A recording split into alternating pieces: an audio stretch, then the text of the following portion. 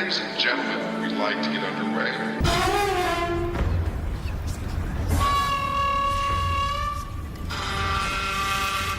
No.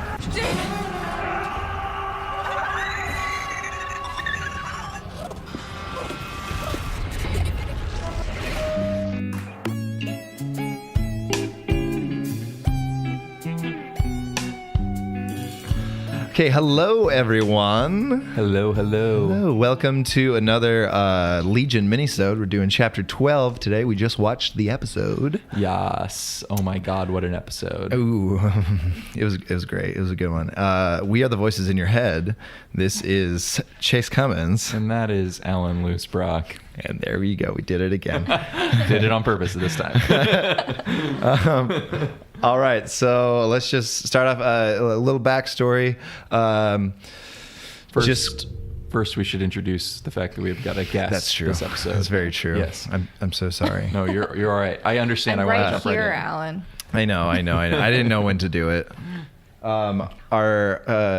You can. Okay, there's lots of things going on right now. Jordan Kady is here. Hello. We've got Jordan with us today. She is totally awesome and knows mild to expert on a lot of art wide things. range you're giving me there.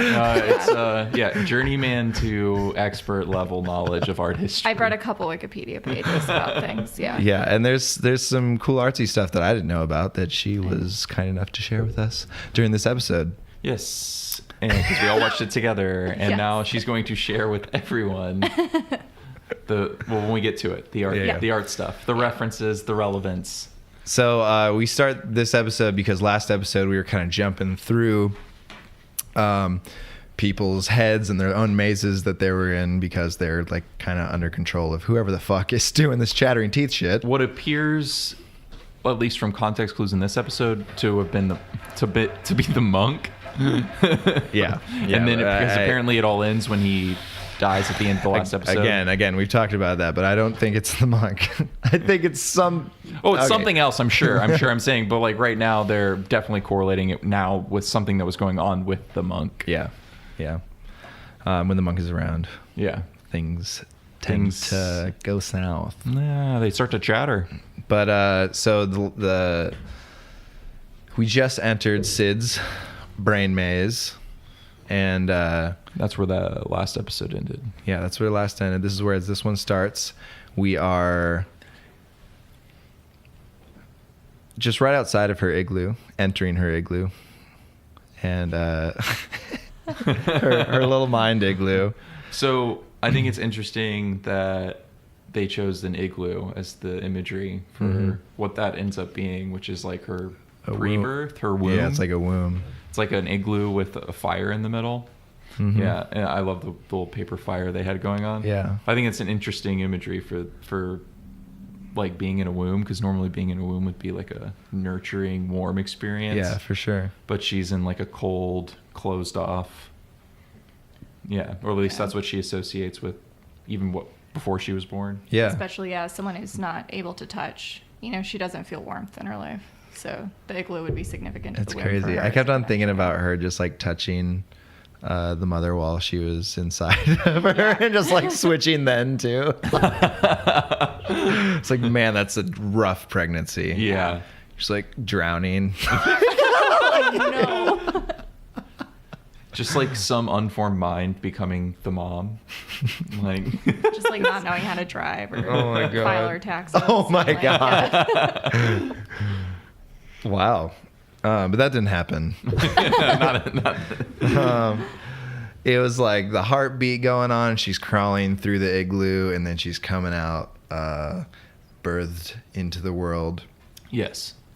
And we're just kind of getting history of Sid's character throughout this. You kind of find out that's not really a maze, which you kind of figure out anyway before they even mention it in the episode. Yeah. That it's all kind of just her past and just shining a light. It's all relevant to her, and she seems to be in control of everything that's happening. Mm-hmm. So, yeah, you can figure out that it's not the kind of maze that he was going through in the last episodes. Yeah. It's showing a lot of parallels just to like who she is. Like she's growing up and she's like looking at this fish in a tank, and that's kind of her as well. And it's just all this stuff throughout the entire episode, like that. And then they're in the gallery, and then you see that David is there for the first time. He's wearing like a security outfit. Was he? Yeah, he was wearing a security outfit. Like he's part I didn't of notice the, that. Yeah, it was great. And you don't see his face at first. He's like standing outside of the frame just enough. Oh. So you have to recognize his voice. So it was great. Yeah. He's kind of blended into the scene, like, but I noticed him in the first time they did the poetry reading, and he's like standing off to the side, and it was before they had really shown him in any of these sequences. Yeah. Mm-hmm. Yeah, he's in there in the gallery with her, like kind of watching her. I don't know how I missed that. And she's watching the couple make out, and all this art is around them. And so you're like, damn, that art is so relevant. I was like, what does she mean? I started freaking out and had to wait for a commercial break to talk about it. Yeah. Yeah. And I'm like writing down the name that I think is it. And I'm like, oh, I don't know. Yeah, they were good. It was like Ethan Panini, something like that. Eating paninis. Yeah. Yeah. Egon Schaling. Yeah. Egon Schiele, yeah. That was Edgar. who it was. Yeah, and I don't even know if I'm pronouncing that correct because it's a German name and I don't know. I've only read it. It sounds right. Egon's probably right. Egon's right. Yeah. That one's pretty phonetic and easy to do. But yeah, it's significant, I think, that that's the gallery she was in because he made very, very overtly sexual works of art, and they were very much about, like these twisting bodies. They were very expressionist, and this is somebody who can't touch anyone. And so it was important for her to connect to that work.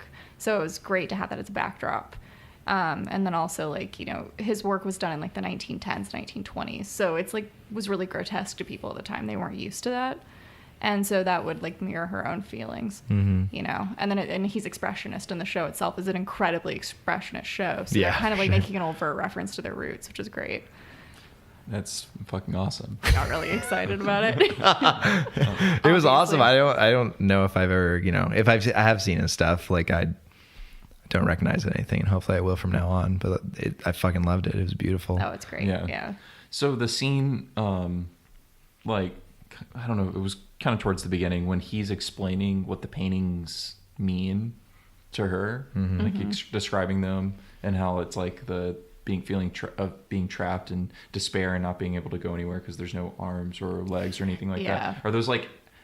Are those accurate readings of those paintings, those specific paintings they chose for this episode? I think she even said she refuted that and said it was wrong to him. Because Egon Schiele was making really expressionist work that was about like the sexual expression, about this freedom. And then, so I don't think he was necessarily considering the actual bounds of the picture plane as cutting off limbs or I think David says you're floating in negative space, and he's actually using like the idea of negative space as like very literal. And I think Egon Schiele was actually doing that in a very liberating way, that these figures didn't have to be part of a traditional figure ground relationship and be in any kind of an environment, and that was very typical at the time, to put your figures in a figure ground environment. So it was interesting that he saw it as a negative, where I think she probably saw it as a positive, which was how I think he intended it. He kind of looked at it very not very artistically. He was trying to analyze it artistically, very but closed he was mind. It. He was like, I got it. And like, well, I think in this episode we really get to see a picture of David as being kind of a dunce and being a little thick-headed and not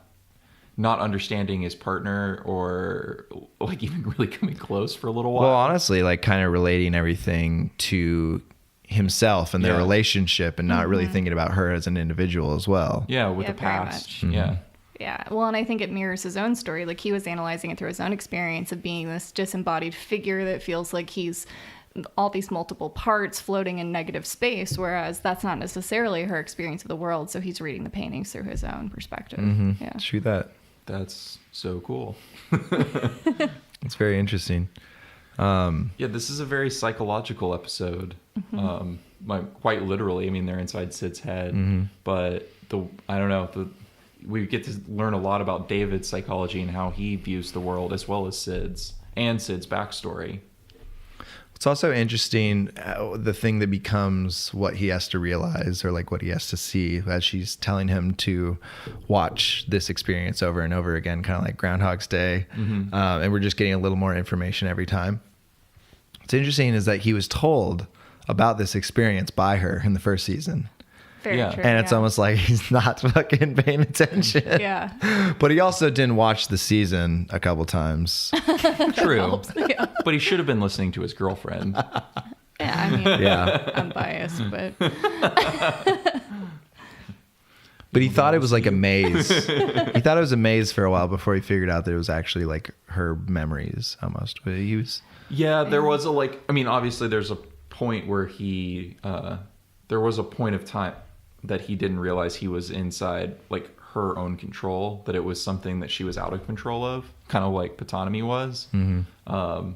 But he figures out what's going on kind of quickly, I guess. No, It takes he kind him of a figures it while. out like the very end. Yeah. Yeah. Yeah. He's like, all right, I've been thinking about this for a couple weeks. Like, that's like a line that he says in there. He had enough time to read one of her books that she was like reading in the memories. yeah. Yeah, he took a while. Yeah. And like also like the whole like hurry thing from the last episode, that hasn't really been... Nothing has happened in this episode to address what the hell's going on there. We don't even know how much time's really passed in the real world at That's this true. point, because 2 weeks inside this mind game could be... I mean, the time dilation stuff was established in the first season, so they Yeah, could have that's only very been true. gone for a few hours. Still, Yeah. it's not hurrying. Yeah, but there's It's playing mind games. This whole show is mind games. There seemed to be something strange that they agreed upon at the end there, where I'm interested to see what that meant, like how they were gonna With like the love. with the like- burn the world stuff, and like how they have to fight, and they seem to have come to an understanding between each other that none of the other characters are in on. Yeah. And very I'm true. interested to see how that's going to play out in the timeline.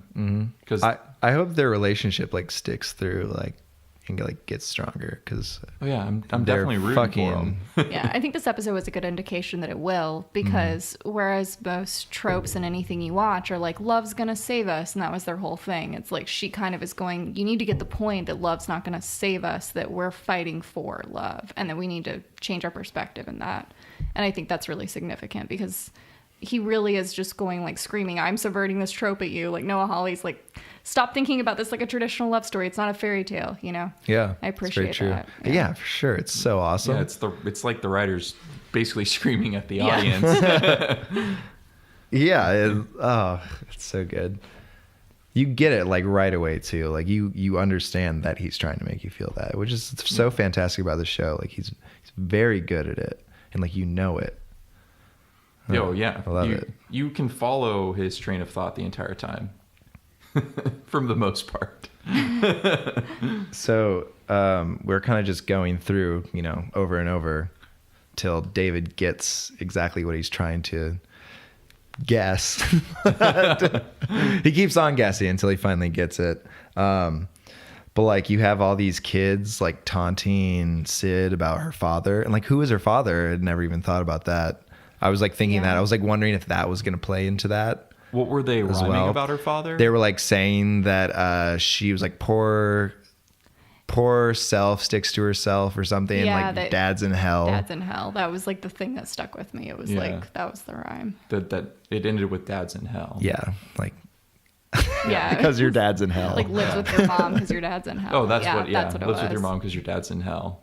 Yeah, I'm sure that's significant. That's going to be significant later. I thought that might have been the thing. I was like, okay, they mentioned dad. I'm like just trying to pick up clues. Like Yeah. I'm listening this time, but it was something that they completely didn't like, address unless it was in the first season. You kind of just. Yeah, and I really didn't think they were. I thought of it earlier on, but I was like, they're probably not going to like do that. But yeah, totally did. Canon yeah. solidified that canon. Yeah. They are consistent. They're listening to themselves. Good job.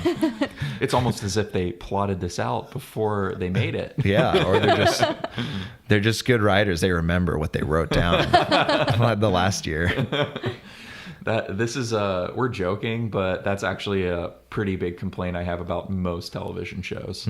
For sure. Yeah. Yeah. I was like, that was last season. What? No, it's different now. But then it like goes through the kiss scene as well. Like that's pretty fucking crazy. Where the guy is just like cornering her and being like, I know you, I see how you look at me, kiss me, and then like pushes her ass. It's like, damn, Fuck that guy. Yeah. And then the girls show up teasing, and she's like, oh, you want to kiss? All right. Kisses, switches, kicks that ass. when she's falling and it's him in her body, and she's just like, what did you do? Yeah. And it just fades out. Yeah. I love the way that was done. And then he just beats these fucking cheerleaders or just popular girls. I don't know if they're cheerleaders. They're bullies. Yeah, That's what bullies. they are. I assume they were popular. They're the Heathers of the school. Attractive. Yeah, for sure. Kicks their asses, loved it. Yeah. Switches back. He did it. See you later, kid. Now you're never going to grow up to assault women. Oh my God. She did the world a service. Well, That's the wrong perspective. and it's a repeated pattern, right? Like what you see there is the same thing you see later when, her mom's boyfriend gets hauled off. It's like, I'm gonna act with reckless abandon using the power that I have, and then whatever happens to these men in my life happens. Yeah, Those are the exactly. consequences. Like it's collateral damage, and that's something she learned. That's crazy. Oh my God. I didn't even think about that. You're dropping brain bombs on me right now. Stinky ones. Glass of wine will do. We're not qualified, but Jordan is qualified to speak about this show. To ramble incoherently. So like it's like the couple making out in the gallery as well is another thing that like David really focuses on and really tries to put that together. It's wrong. Again, definitely not the thing. Then we have the White Room. White Room starts playing by Cream, like this weird cover of it, which is so fucking good. Yeah, it's amazing. It was great. And it like shows her cutting herself like in the leg, and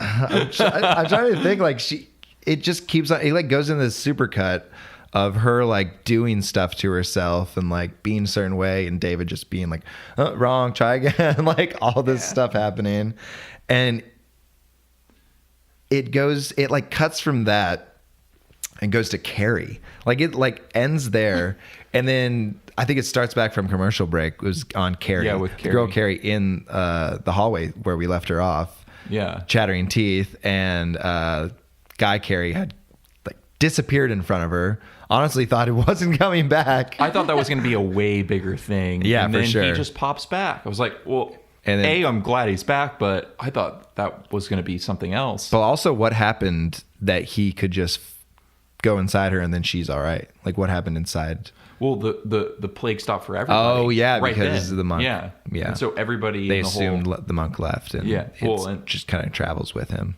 yeah, because he Yeah. died. He Oh fell yeah, off the roof. he fucking Yeah. jumped off the roof. Well, yeah. Okay. But yeah, that's all fine. Everyone's awake, and the carries are good. So thank God. Thank God. But then they find David and Sid are still like passed out, and they're awake. Like we're monitoring them. They're awake. They're just like. And that's when you realize she's doing this and he's doing this as like of their own will. Yeah. And they're like both very aware of what's happening. Yeah, that's crazy. That's so awesome. Like Sid was intentionally trying to show David something. Mm-hmm. And then you get Tame Impala. Twice. comes We did in. this twice. in the yeah, episode. yeah, it's great.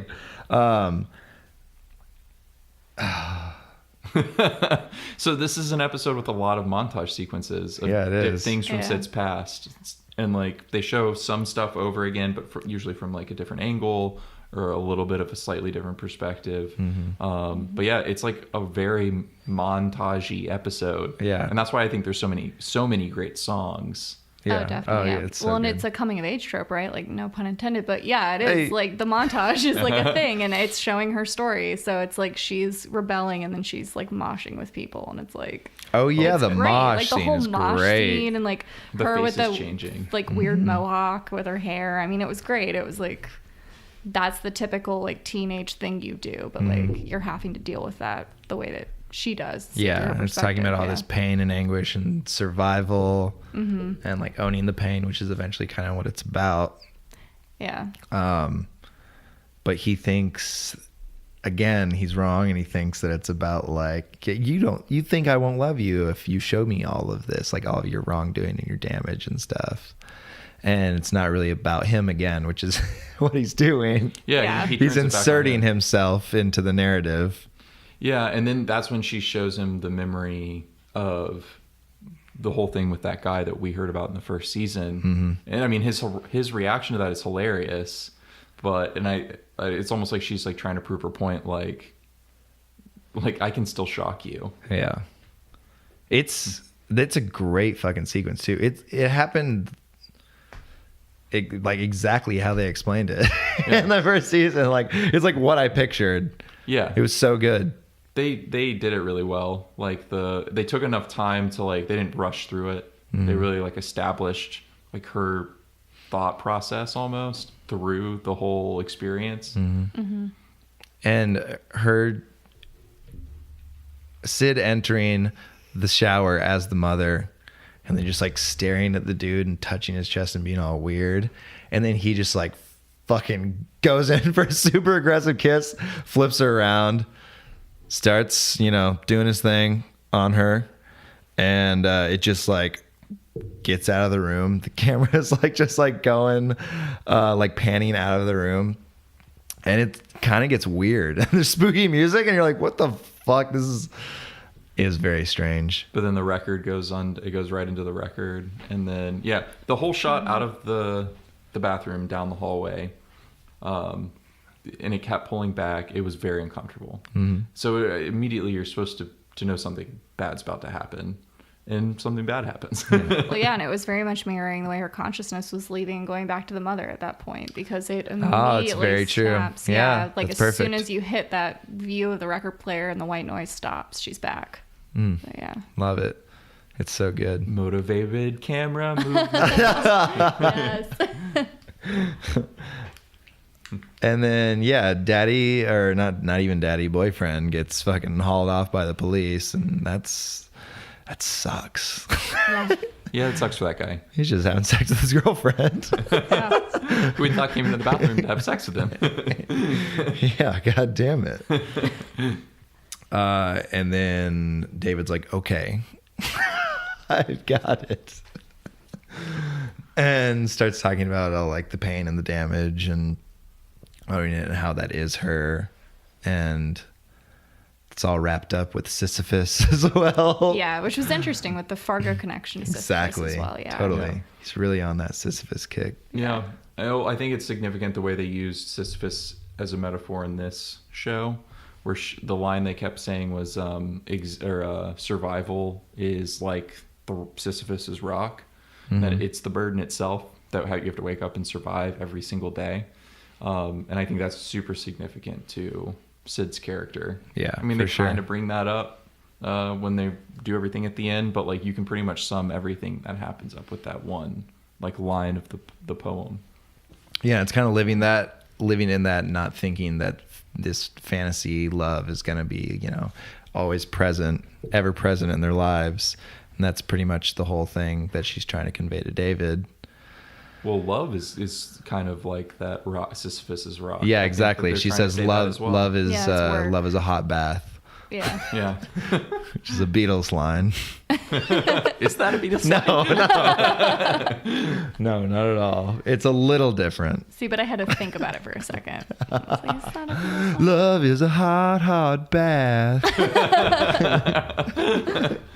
it fits. I can see it. Yeah. But this is Syd Barrett and not John Lennon. This is what would have happened if Syd Barrett had joined the Beatles instead of Pink Floyd. And love isn't going to fucking save you, okay? Yeah. And that's another thing. That's the message in this episode. That's a message. And she's saying that God loves sinners most because they shine brighter. They burn brighter, I think is what They she burn says. brighter. And she's like, burn with me. I'm like, damn.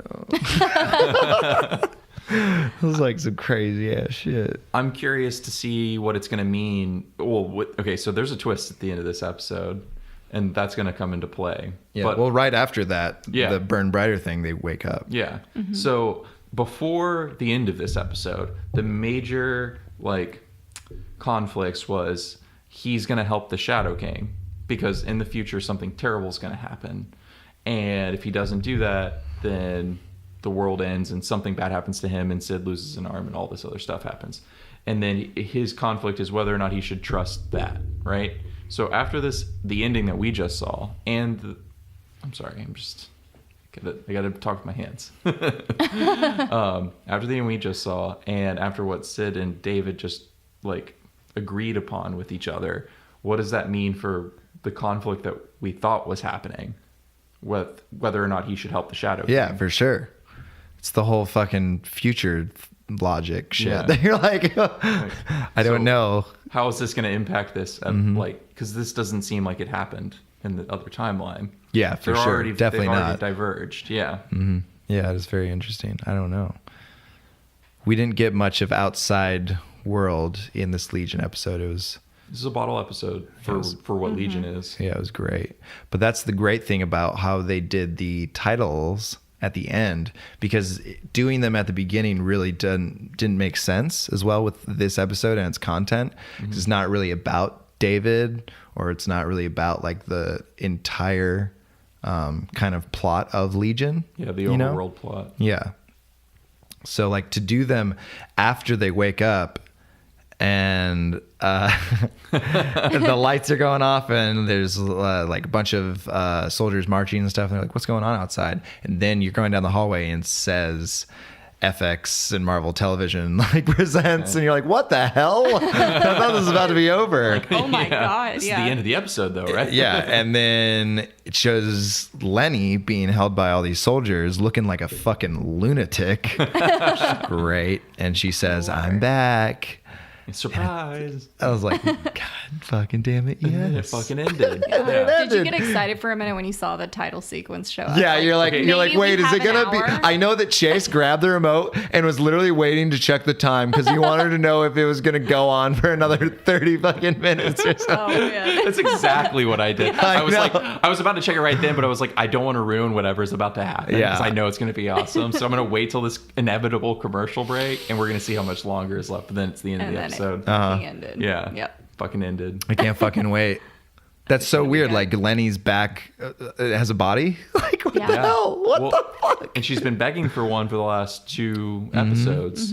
What's the catch? What's going on? And does she have powers, or is she just regular Lenny? Like what's going on there? Yeah, I don't know. She just seemed like a fucking lunatic. She's just a crazy human now. Like I don't know. All it means for me is that we're gonna have a shitload more Aubrey Plaza in this, and in unexpected ways now. Like it's changed again.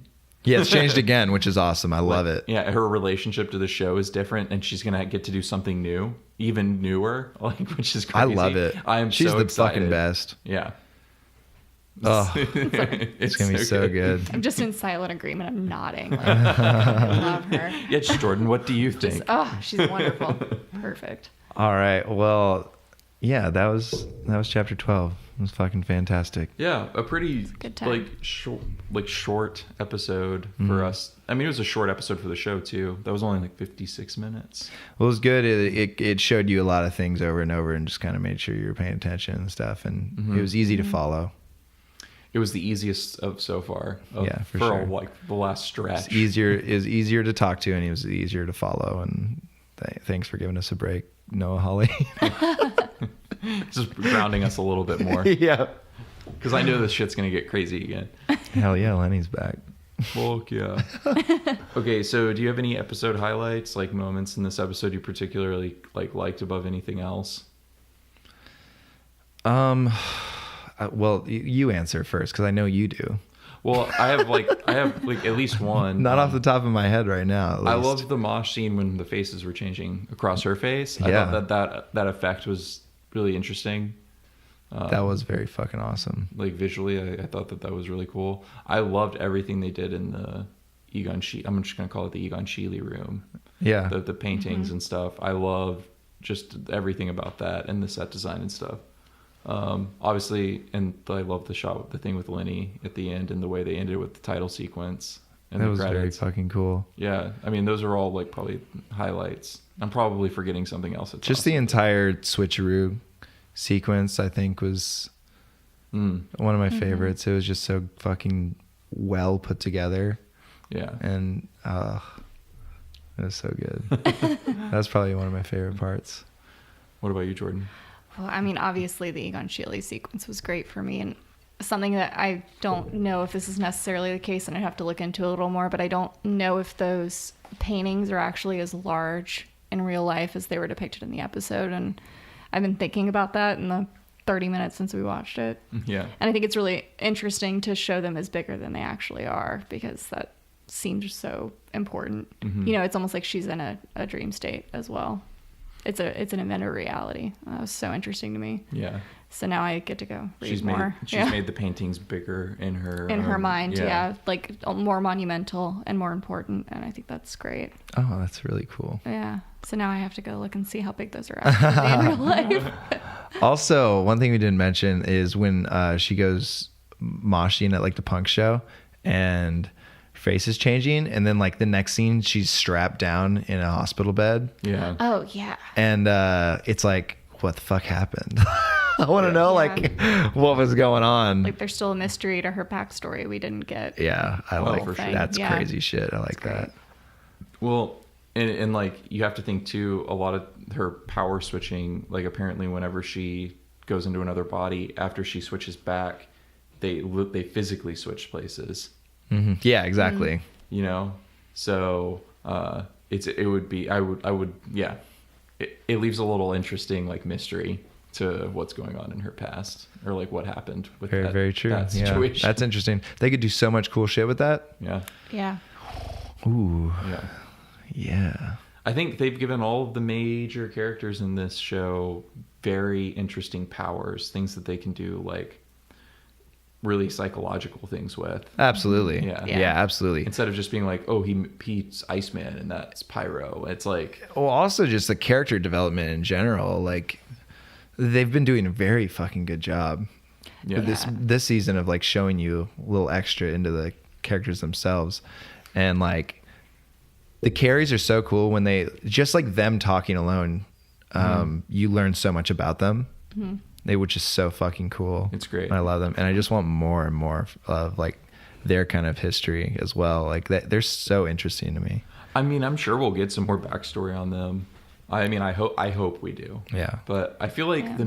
the main players in this show, being the Carries, Patanomy, Melanie, Yeah. Melanie, David, and Sid, and I think probably even Hamish Linklater at this point, but we'll see. But like those core characters are all going to get their own individual like stages at certain points in time. Yeah.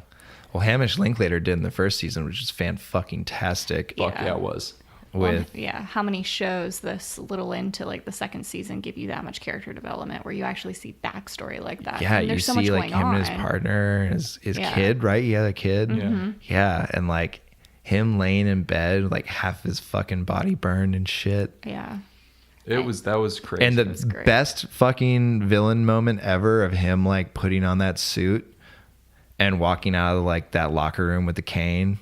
Yeah. So fucking cool. It was amazing. Yeah. It was like he was like transforming right then. Yeah, this show does a great job of showing you characters transform, like, and actually go through a transformative process that you, Right in front of your eyes that you Yeah. can visualize, like you can you see. can visualize it. Yeah, this is a very visual show, Yeah. more so than a lot of other shows. And it's trying to do that.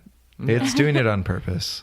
I just It's love doing how a very good job. I love how abstract these backstories are given to us. Like this episode, we get to learn a shitload about Sid and about where she came from and what motivates her, but we get it in such an abstract way. Like only one of the story where she does the thing with the boyfriend is the only thing we've ever really known about her past from the previous season. We learn way more about her in this, and then when we even see what we already know, Yeah. it's still fresh the way they do it. Yeah, it is. There's- I was like, I wanted to see it. Yeah. Well, I wasn't like, oh, they already talked about this. Yeah. Well, a lot of shows I think fall into the trap of over-explaining or verbalizing their backstories, or just dropping it into like an exposition dump. Like, here's some stuff you need to know about me, so the rest of this makes sense. But this show really just like builds the characters and Well, the way that them over time.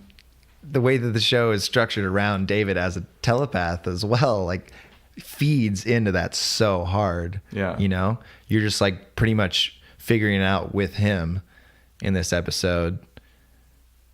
So it's not all revealed to you, just as it's not like he's not getting it as well. Yeah. You know? It's very much from his point of view. The whole series is really. Yeah. And he physically explores minds, which really just, it's so great. Fucking great. Yeah, and that's what gives you the visuals you get, because you're actually getting like a visual interpretation of these things. So psychologically, like, you get these incredible, wonderful things exhibited in like physical form. Oh, you know, that's what's wonderful about it. Yeah. So it makes it so good. It's really wonderful that they've like basically created a platform to explore psychology through a superhero show by creating all of these superheroes that can go into and become part of people's minds, and like they experience it in a visual way, and then they get to tell a story from points of view that goes into all this psychology, and it's all visually done. Yeah, and like experimenting with psychology and philosophy and like blending them together in this weird, crazy way too. Yeah. It's so fucking cool. Yeah, and it expedites the process of character development in that way, because they can just show you rather than tell you. That's perfect. It's true. Yeah.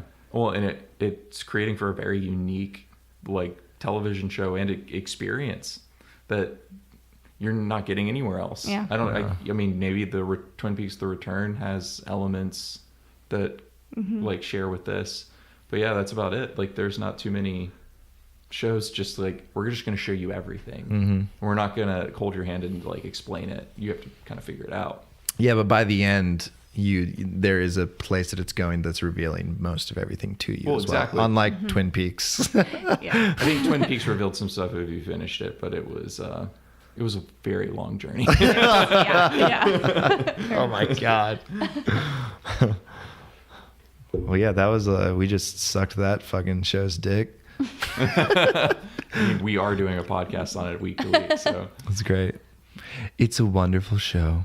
It's wonderful. This episode is surprisingly poignant and kind of sombering and straightforward. Yeah, I don't feel like a madman trying to put things together this week. I don't feel like I've dosed on acid afterwards, but I do feel like I got a rewarding experience. So